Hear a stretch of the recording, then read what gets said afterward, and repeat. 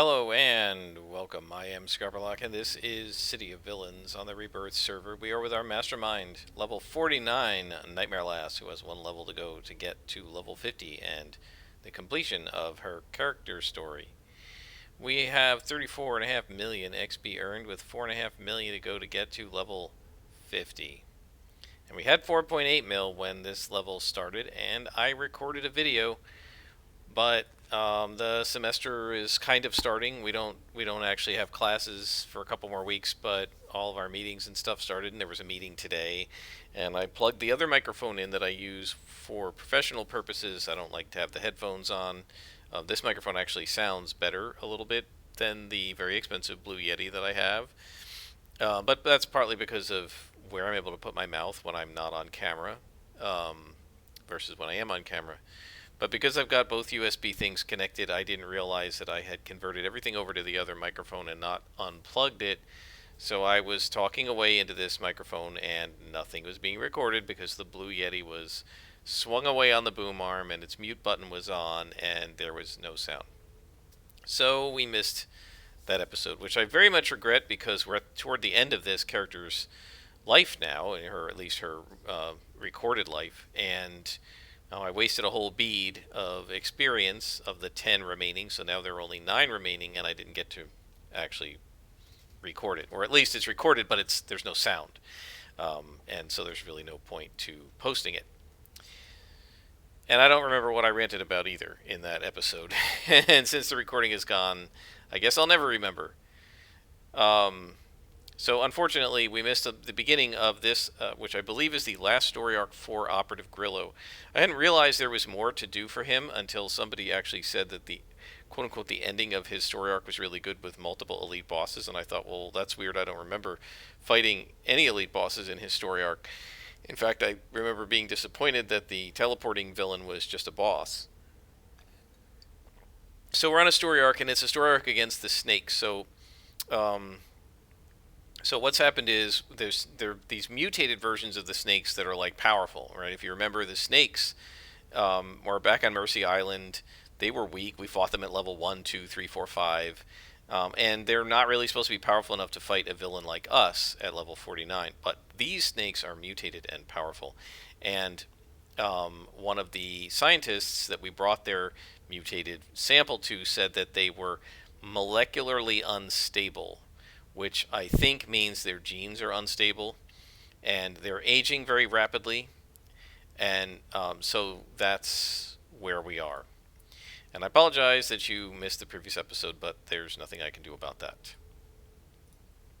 So let me just double check. Yes, it looks like sound is coming through the microphone. Okay. So he says the local Cray laboratories are quite well funded and equipped. They might have what it takes to accelerate the aging of these new breed of snakes. Should be this new breed of snakes. But to what purpose? What does Cray hope to gain out of it? Perhaps they wish to find a new type of shock troop? If so, why do these snakes still talk about the coming of Stheno and dress in such archaic vestments? It's time to find out. We've located the head scientist of the Cray Metabolism Acceleration Labs. He should be able to tell us what's going on with the Cray projects. Go kidnap him. So we're going to go kidnap Dr. Wells. And he's right here. Alright, so let's summon our buddies, since we're right here, and this is a pretty calm place. Oh, and speaking of, well, not speaking of anything, but before we go, so I had enough infamy and enough reward merits to get this set. So we now have 4 versions of Doctored Wounds, which means we get quadruple of all these things, meaning that we get 16% boost to all of our healing abilities, which is like getting an extra DO on every one of these powers. And on top of that, our recharge time bonus is now 33%, which is like putting an extra SO recharge on every single recharging power in the entire character. I also took Misdirection. And actually, you missed me trying it last session on an ambush, and as I suspected, it does not work on ambushes.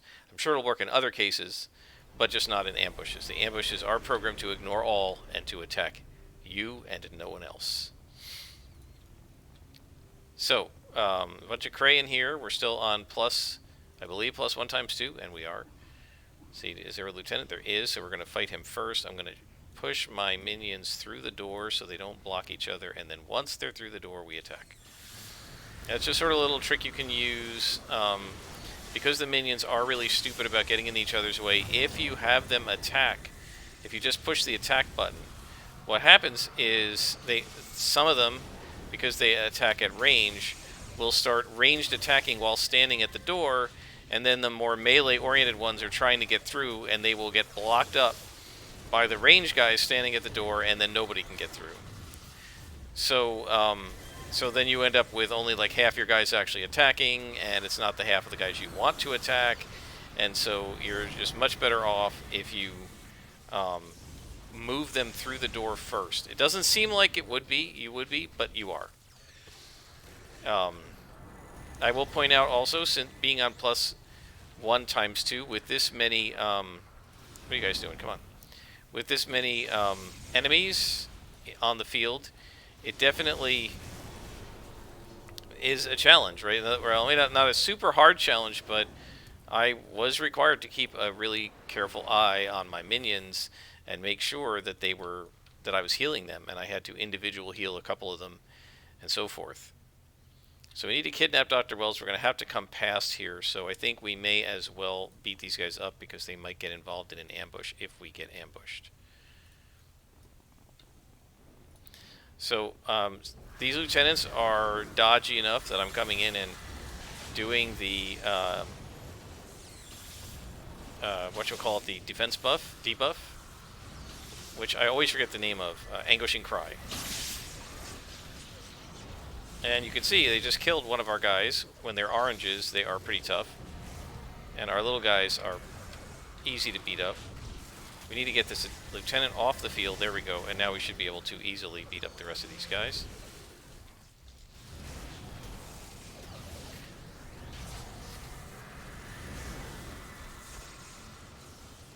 They do a lot of KB, which there's no way for me to prevent.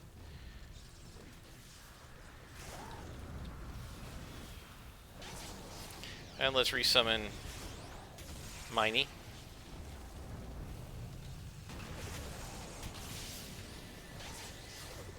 And yeah, they keep mezzing me too.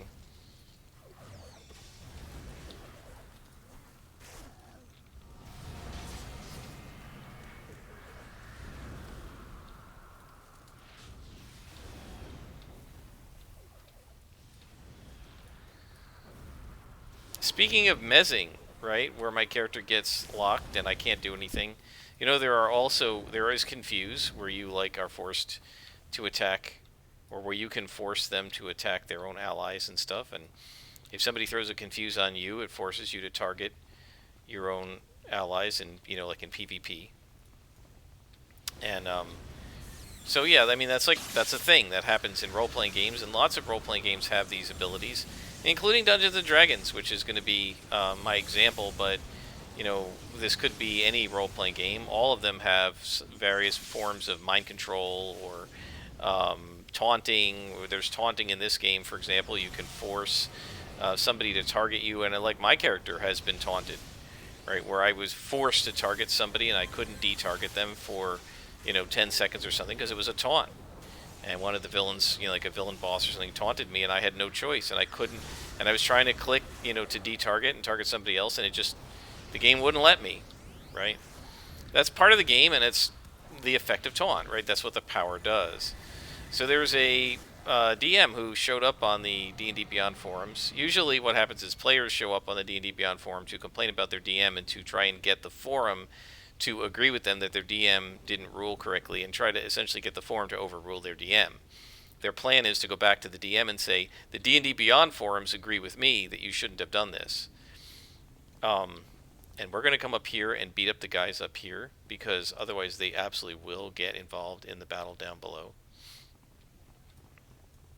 And I think to avoid my minions getting knocked... Oh, we aggroed somebody in the back. I was going to say to avoid my minions getting knocked all over the battlefield and getting knocked down, I was going to teleport these guys. because I don't want our guys being knocked over the ledge. Anyway, usually what happens is a player. That's just great. Usually what happens is a player will come onto the forums and complain about their DM in the hopes that we will overrule their DM. We can't overrule your DM, right? Your game master is the final arbiter. Gary Gygax wouldn't overrule a DM. In fact, he didn't overrule my friend when I wrote him a letter. It wasn't Gary Gygax, but it was somebody at D&D. I wrote a letter. I did the same thing. I tried to, get them to agree with me that my friend had incorrectly ruled on how lightning bolt works. And then I got a letter back saying, well, your interpretation is correct, but you should not be arguing with your DM. Your DM's word is law. Right? It doesn't mean the DM is right about the way the rules were meant to be interpreted, but you shouldn't be arguing with your DM in the middle of a session, and you certainly shouldn't be going to somebody else and trying to get somebody else to overrule your DM. It's just bad sportsmanship in terms of a role-playing game. You just don't do that. It's being a bad sport. So anyway, that's normally what happens, but in this case what happened is a DM came on, and he wasn't really trying to get us to overrule his player. He said, my player complained about this, did I do something wrong? And no, the DM didn't do anything wrong. What had happened is in one of the battles, one of the characters had been subject to a Charm Person spell. Now, if you read Charm Person, what it says, it's a low-level spell, so there's probably a low-level party. What Charm Person says is that when you cast it on somebody, for the duration of the spell, if they fail their save, he got a saving throw, the character got a saving throw and failed his save. So if you fail your save, you consider the person who cast the spell to be a friendly acquaintance, like your neighbor who you are friendly with, a friendly neighbor. And you will act accordingly. You will probably not be amenable to attacking them. You probably wouldn't be amenable to your party members attacking them, because you may be better friends with the party than you are with this friendly acquaintance. But, I don't think... What? Who's attacking? No, somebody came up here. I don't think, even if my best friend, who plays D&D with me, started just randomly attacking people, I do not think that I would say, that's okay, you can do that. I would tell him not to do that. You shouldn't beat people up.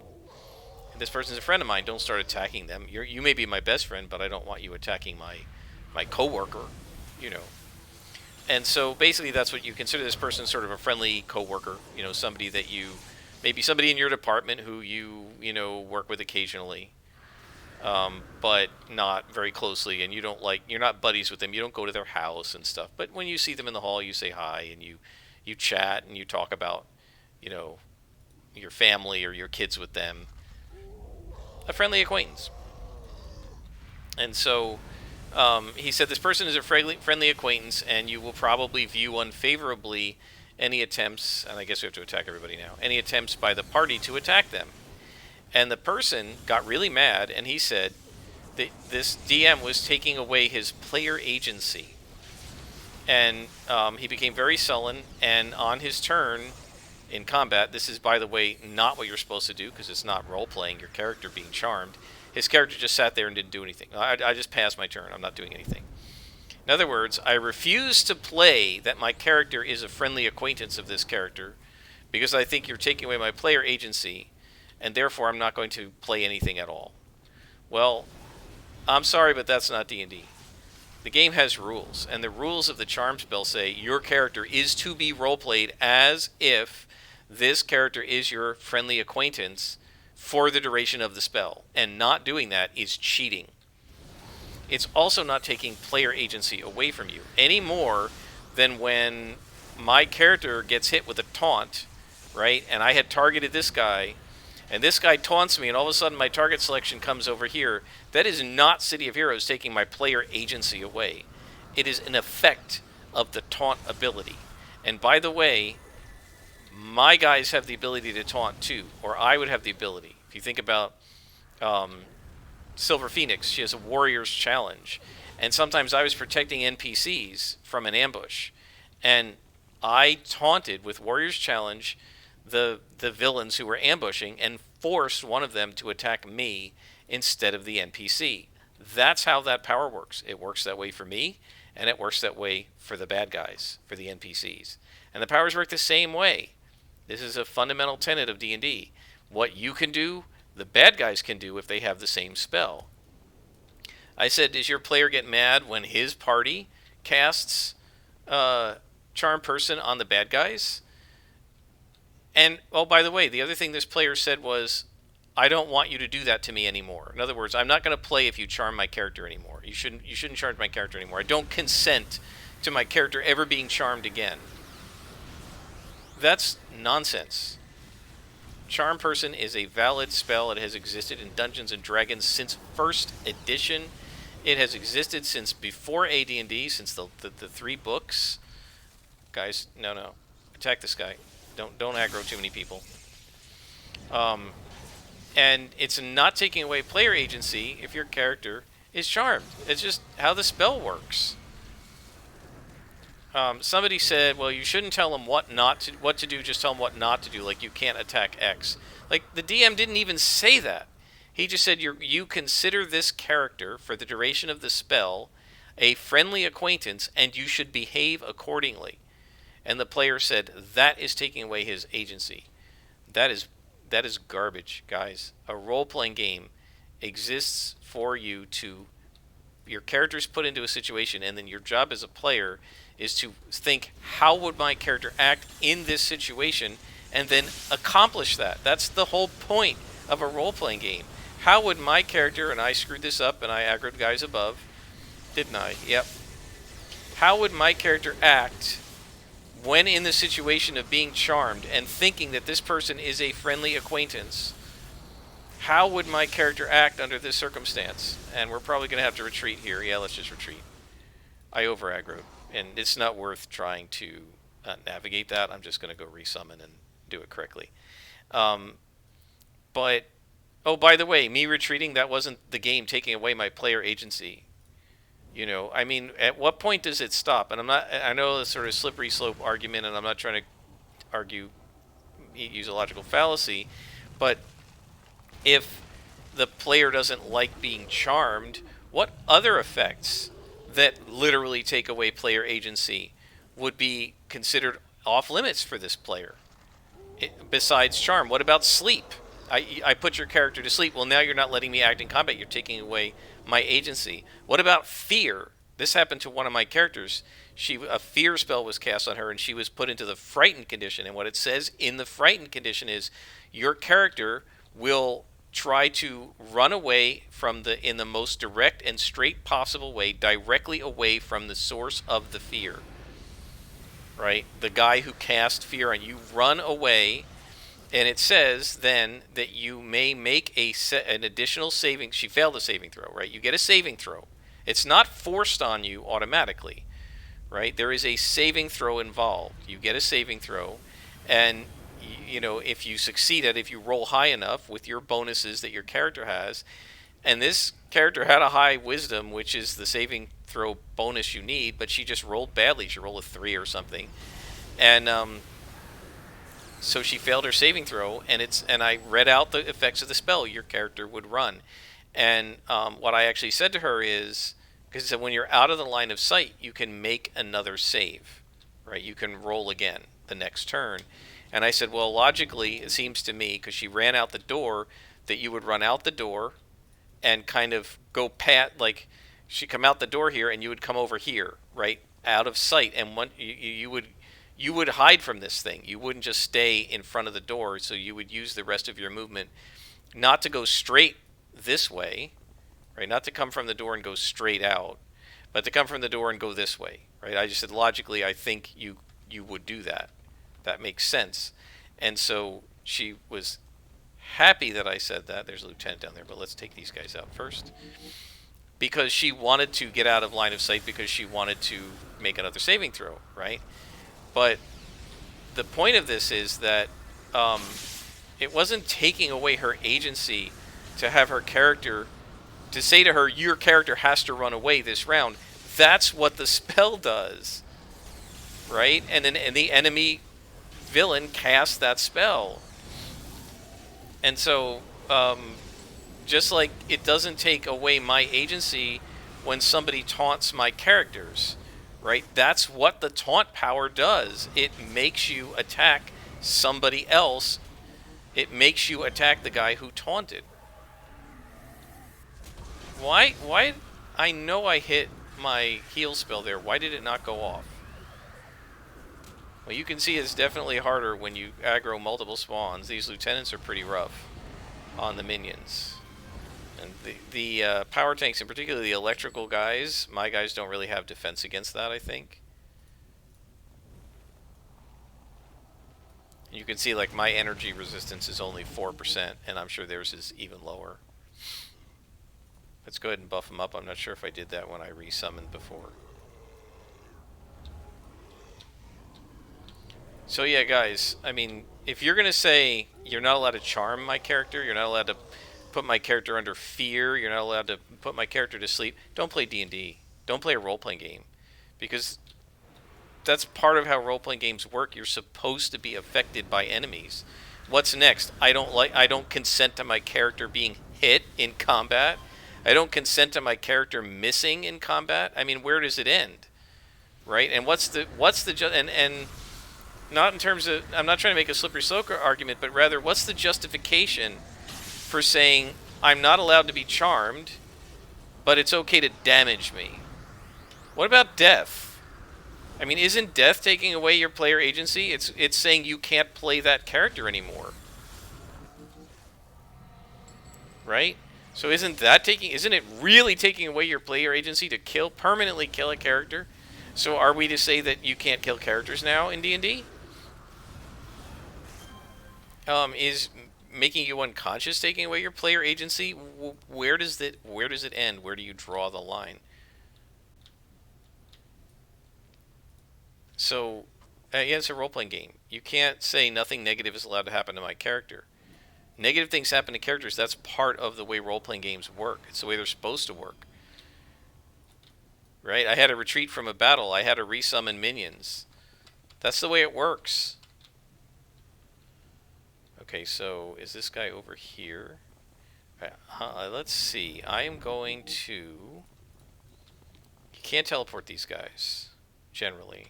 Oh, let's teleport this guy first. I was going to say you can't teleport the... You cannot teleport the lieutenants, generally, but we can teleport the minion. With these guys, it's interesting, more than anybody else, they run away. They're really cowardly, the power tanks. Alright, I am going to pull him with just a straight shot. He's going to get one hit on me. But then we can go after him.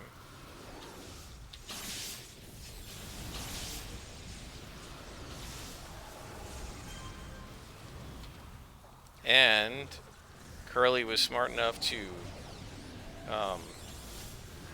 paralyze him, so that kicks his butt.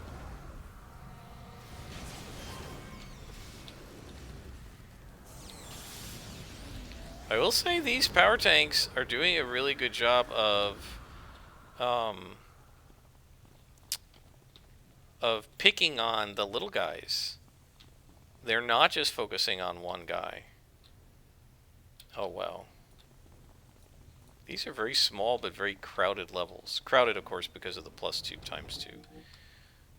Oh, there's a boss. Okay. Oh, and there's somebody right here we gotta finish off. Now let's start buffing up.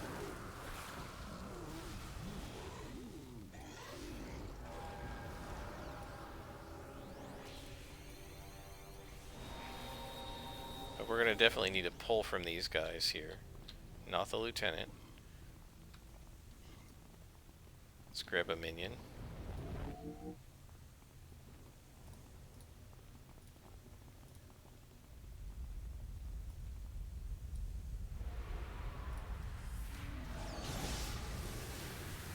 Did the boss come? It doesn't look like he did. Alright, so let's try to stay here, guys. And do this smart. I mean, I know you're demons and you're not very smart, but let's try to do it as smart as we can. Yeah, I mean, I've never heard of such a thing. I don't consent to being charmed by an enemy spell. I mean, what the heck is that? seriously, as a player in City of Heroes, am I going to say I don't consent to being taunted by the tanker? I mean, the whole power of the tanker is based around taunt. I don't consent. What about the confuse power? My character, my Dominator, does it all the time, and she turns enemies against each other. Like, that's the whole basis of her character. Where's the boss? Did I not see a boss in here? There he is. The whole basis of her character... Oh, it's a Paragon Protector. Oof. The whole basis of her character is confusing people. Like, oh boy. Yeah, I didn't realize there was this many more guys around here. That's bad. Yeah, we're going to have to run from this one too.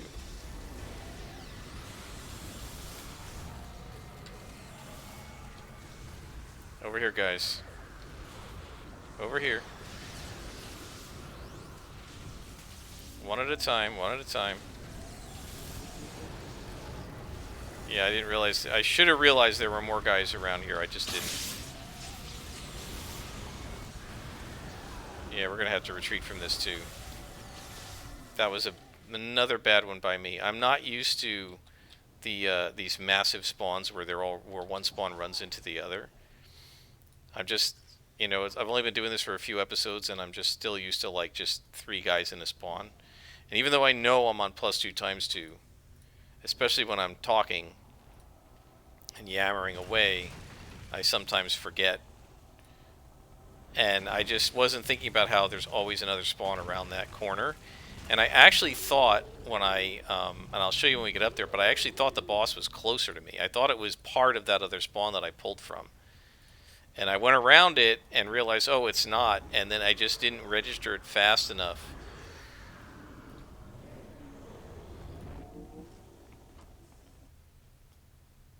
You know what?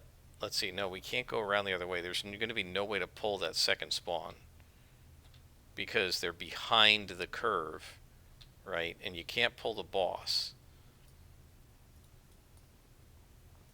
So I don't know how we're going to do this. Let's see. We may have to say this multiple times.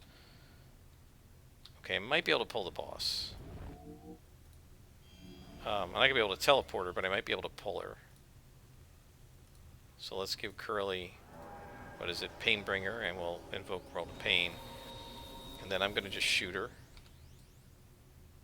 Let's take some dodge, and I'll just shoot her. And she'll do some damage to me, but that'll bring her over here. And that'll get her away from those other guys.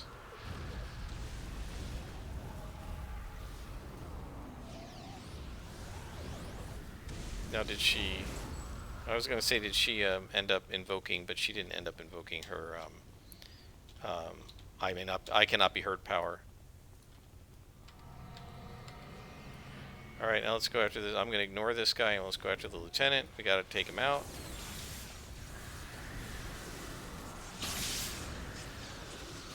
Now, we're not going to take the far spawn out, I don't think, unless we accidentally aggro. We're just going to take these guys out, because I figured they might get into the middle of things. Okay, so we've got them. We're going to land, turn off stealth. Have everybody follow me.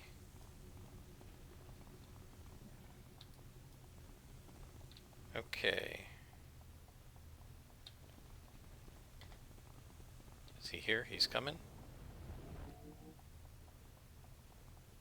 So this shouldn't be too bad in terms of him getting caught, because these corridors are fairly wide. It's more like Arenbega and sewers and stuff that cause a lot of trouble. And here comes an ambush. So I'm going to interpose my guys. Oh, too slow. Man, they came fast.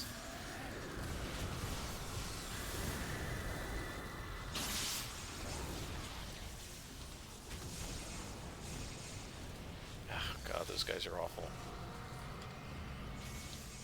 Lieutenant right there.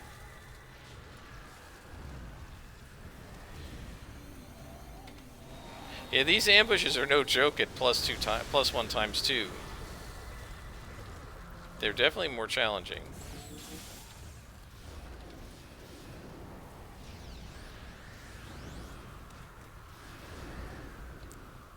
which is better. Much better. I mean, I really wouldn't mind the escort mission so much if you always had super challenging ambushes like that. The thing is, you generally don't get ambushes at all. Although it looks like we're maybe getting somebody from behind us. Yep.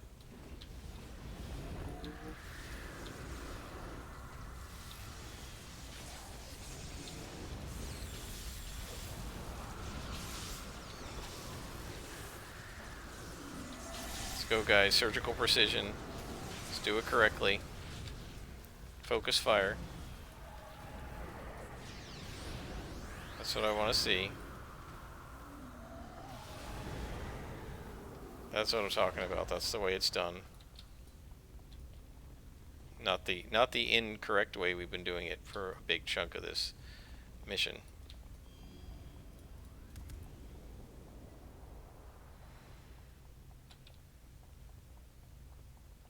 You guys coming?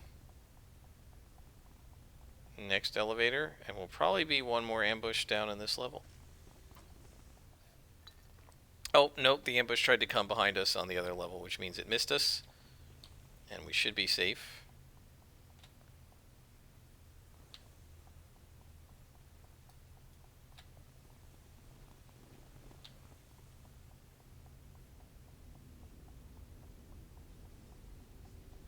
Now this part, he's going to have trouble with, so I'm going to send my minions down to there.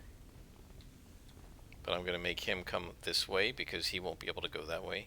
I mean, there you can see they're getting hung up over there, and he'll get hung up too. And you guys are going to stay right there until I get him past you. And then you can follow me. And we should be about done. I don't think we're going to be ambushed again. I think that the third ambush it just got lost up on the other floor.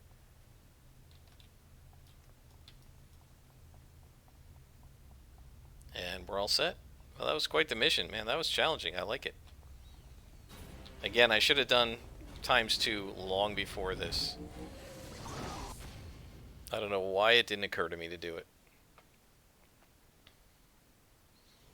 I mean, I know at one point I thought about it and I thought, oh, it's just going to make all the missions take longer, but so what? They're also more interesting because they're more challenging.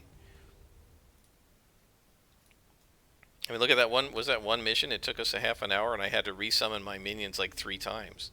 I mean, that's awesome. That's the way you want it to be. You don't have to resummon your minions all the time, but resummoning them because you blundered into a spawn is appropriate. Let's call our contact. Operative Grillo says, I trust the Cray guards didn't give you too much trouble, and Dr. Wells is treated well. Dr. Wells is quite the accomplished scientist, but I won't have him mistreated. Alright, Grillo, well, thanks for that, and we have some more to go on his story arc, it looks like. I didn't realize he still had another one to go, so I'm glad whoever made that comment, and I apologize, I'm blanking on your name, wasn't Kievar, who pointed out that there is this other story arc that ends with, I guess, fighting a couple of elite bosses. If that person hadn't said that, I wouldn't have tried Grillo again, and we wouldn't have this story arc again, so thanks for that. I think 32 minutes is long enough, 33, however long this has been. Again, I apologize for having messed up and not recorded sound on the last episode. That very well may happen a couple more times. Hopefully not. We only have 8 beats to go. Once the semester starts, it absolutely would happen a lot because it happened to me last fall. I don't always remember which microphone is like currently in Windows, has the little tick that's the one it's recording to. And I sometimes struggle with that, and especially these next couple days I'll probably be struggling with it because I haven't used that Yeti microphone since December, like beginning of December, because I don't use it for myself. When I'm playing D&D and stuff, I use the headphones and the mouth mic because the Yeti mic gets in my way of the keyboard when I'm trying to type. So I only use it when I'm recording classes and stuff, or when I'm doing Zooms with my students and I don't need to use the keyboard that much. So I do apologize, but it's possible we may miss a couple of episodes. You may not see every bead. I'm going to try to do it so that you see them all, because there are only 8 beads left to go on this character, so you may as well see everything left. There's no reason to kind of cut things off anymore, because we're nearly done. But if I screw up, I just apologize in advance, and I also apologize for having not recorded the sound in the last episode. Hopefully that won't happen again. We'll keep our fingers crossed. Until next time, I am Scrubberlock, and this has been the City of Villains on the Rebirth server.